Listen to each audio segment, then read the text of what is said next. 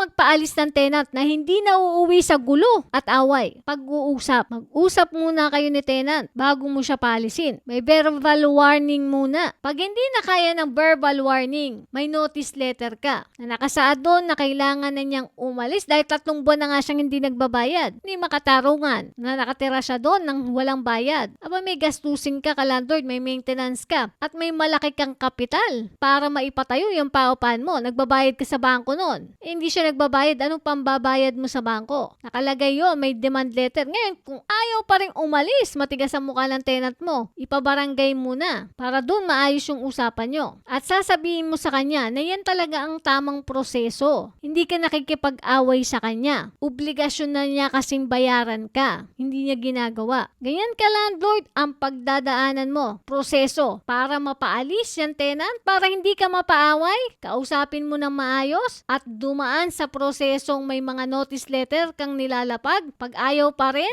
barangay. Ang barangay ay hindi panakot yan. Yan talaga ang tagapagpatupad ng batas sa mga maliliit na kaso. Katulad ng hindi pagbabayad ng renta. Sakop pa kasi na yan ng barangay. Pag maliit pa yung halaga ng utang ni tenant sa renta.